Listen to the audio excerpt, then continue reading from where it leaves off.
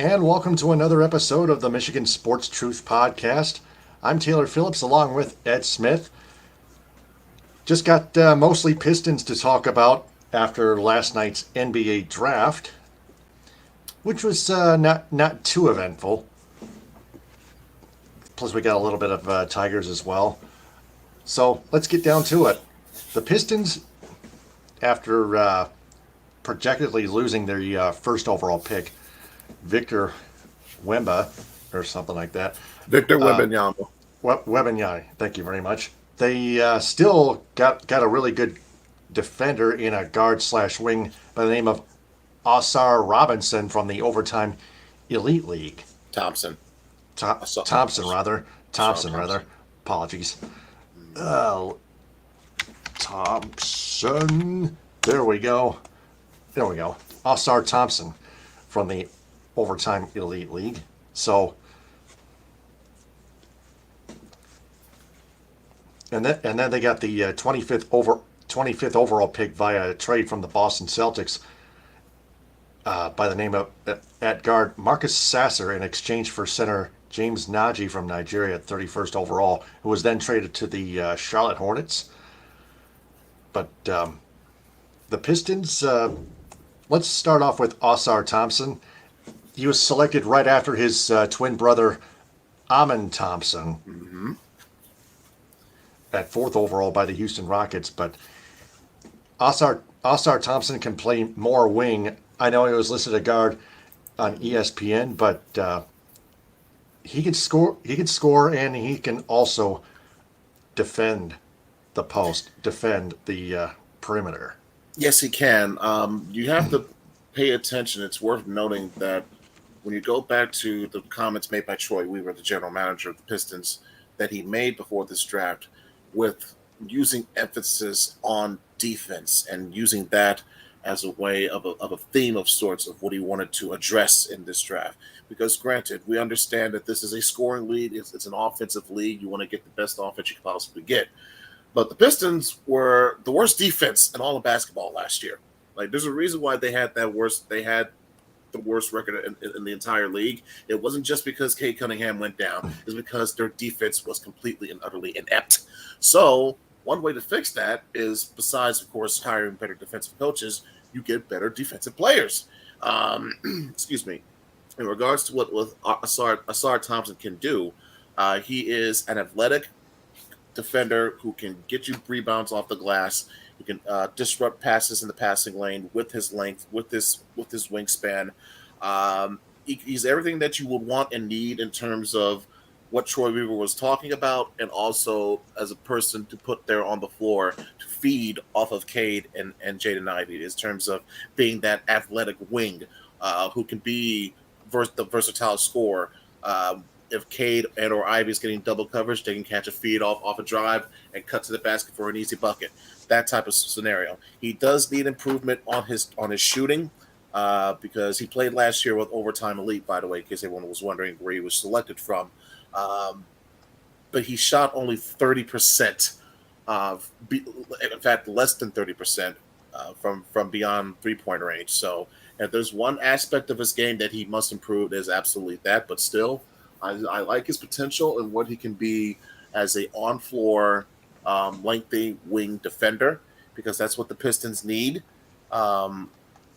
It just, again, to me, first and foremost, it speaks to how they really must have not liked Cam Whitmore, because there were rumors coming out that they apparently had a bad workout or so with the team, and it seemed evident that it was more than just a rumor, because Cam Whitmore slid all the way down to 20th, where he was selected by Houston. So that's another little narrative thing you can add on to this potential budding Pistons versus Rockets rivalry that Twitter seems to want to create.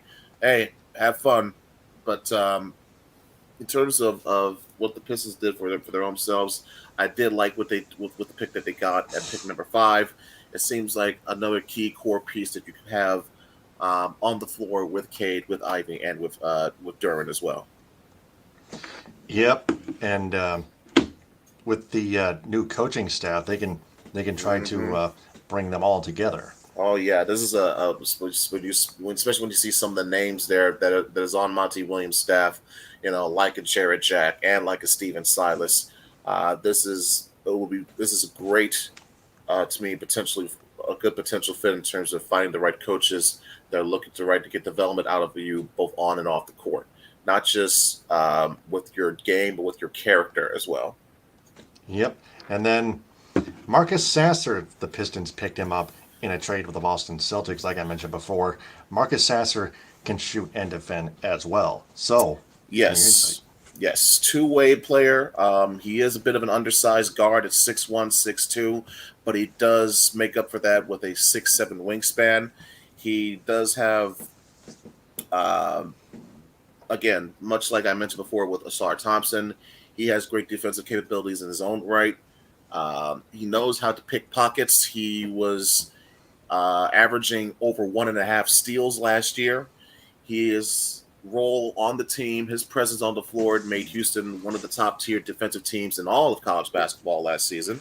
And speaking of college, he has, I guess, that balance, so to speak, that trade off to where Asar Thompson is coming off of overtime elite. He doesn't have that so much experience per se, whereas Sasser is coming off of 4 full years at college at Houston. So I thought that was a nice balance to sort of complement the way. Hey, yeah, we want to have a young roster to build around, but we need versatility. We need experience in some key places in some key areas. And to me, after seeing what former Piston Bruce Brown just did in the NBA Finals, you need a guy like that for depth purposes who can be a true versatile defender for you coming off the bench and if need be in essential starter minutes.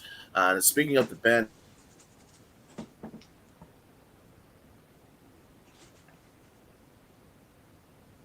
Uh-oh.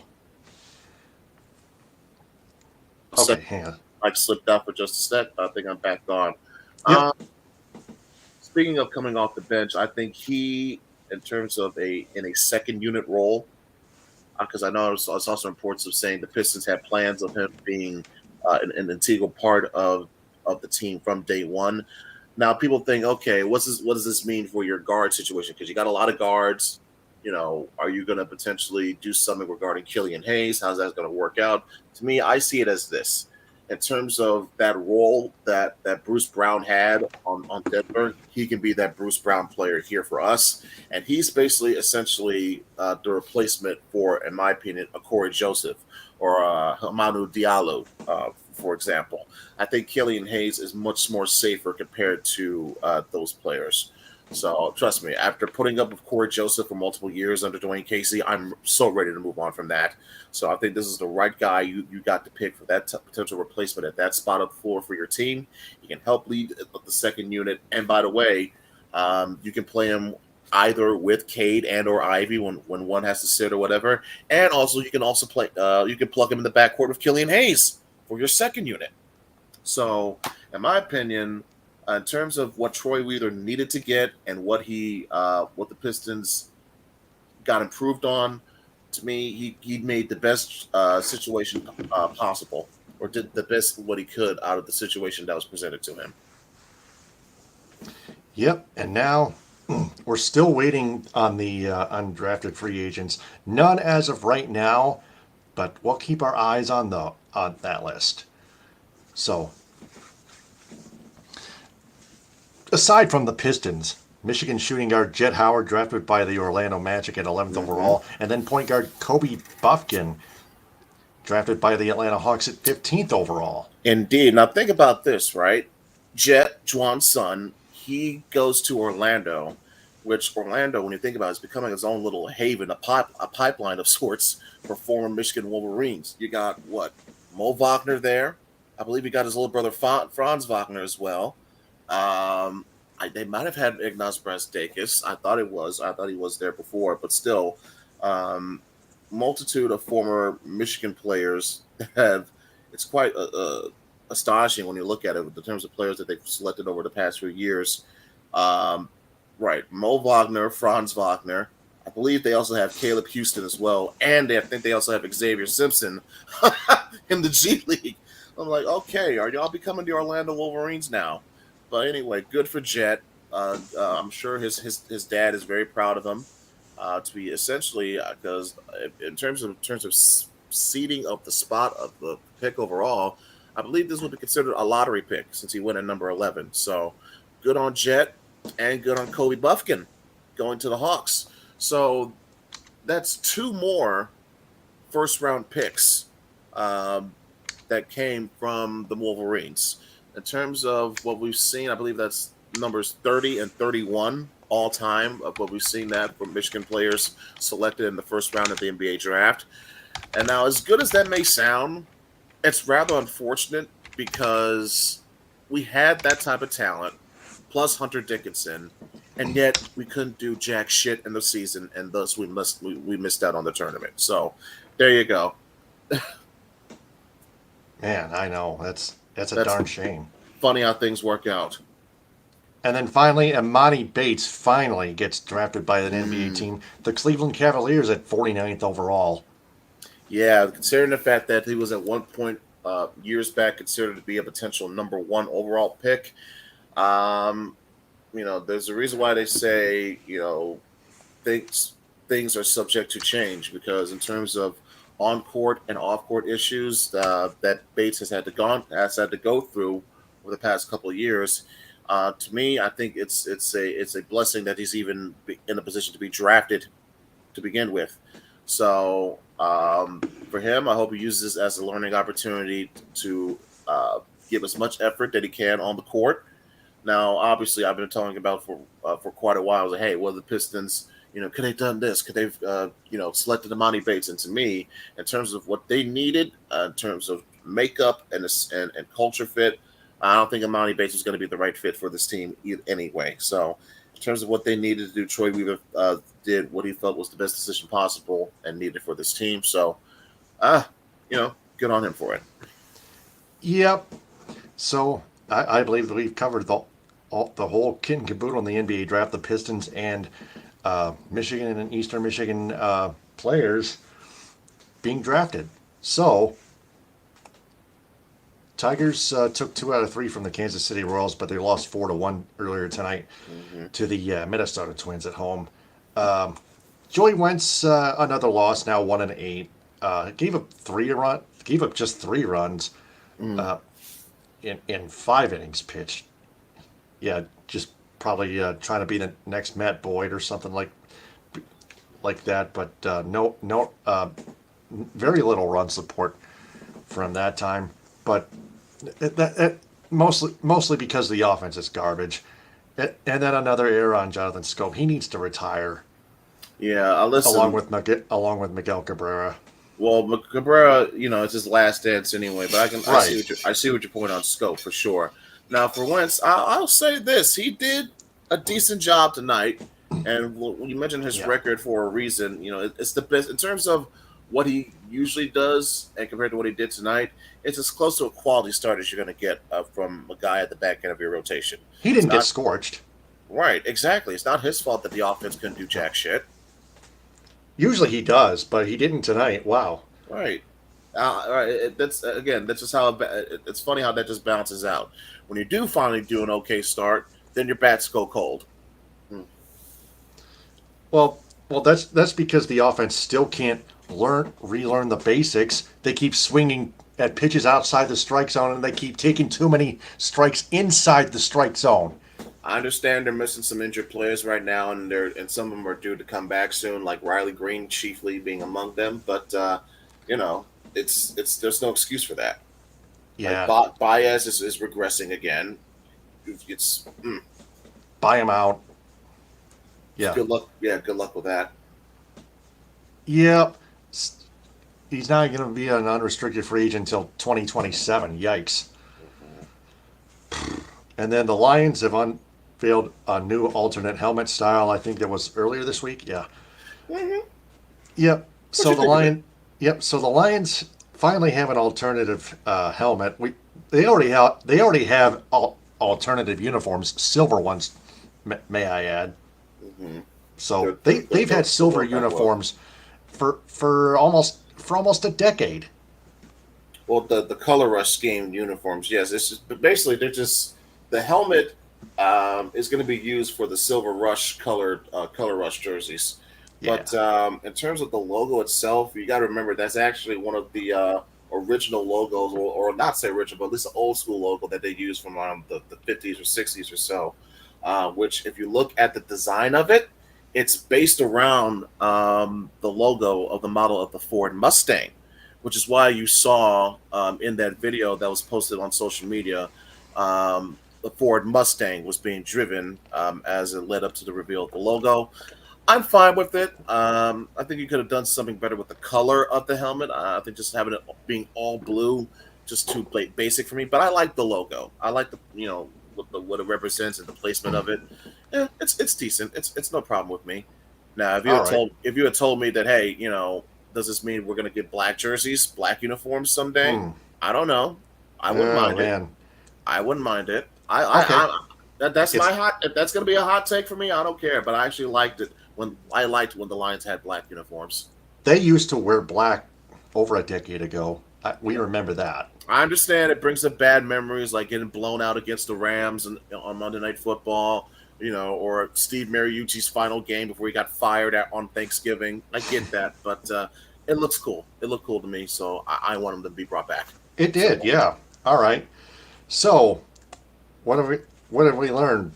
Pretty much simple. Troy Weaver's just continuing to uh, do his thing.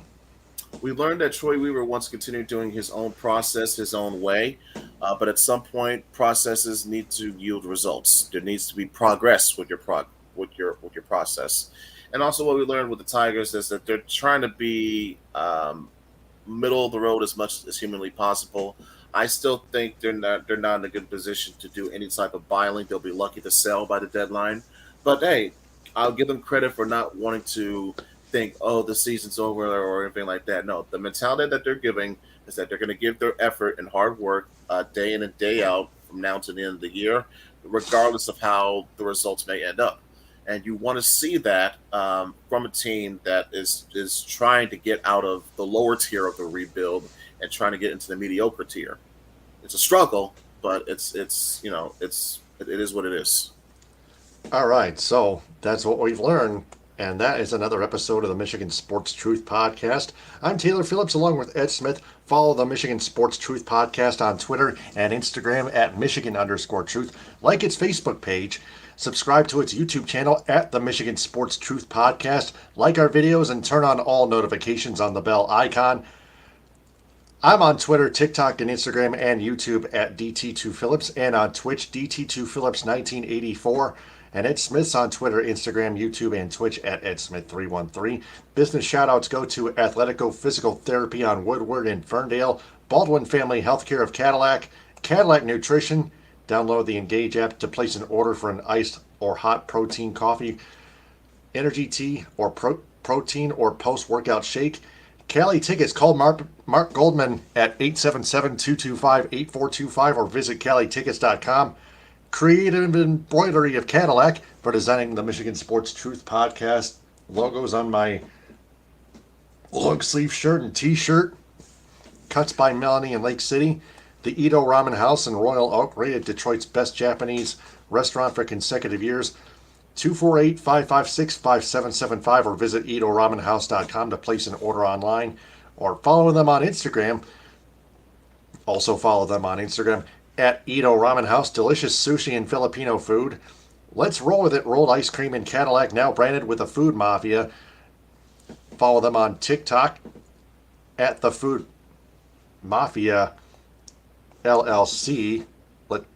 Yeah, I spelled that wrong. I did it again. Hang on a minute. At the Food Mafia LLC on TikTok. They also have a Facebook page too. Northern Star Event Rentals in Cadillac, 231-884-8195, and on Facebook. United Food Service Solutions of Grand Ledge, Michigan, and Yen Yoga and Fitness of Traverse City. I'll be back a week from Sunday night at 9:30 p.m. Till then, for Ed, I'm Taylor. And remember, we observe Michigan sports and we detect the truth. Stay aware, everyone. Ta-ta. Stay safe, everybody.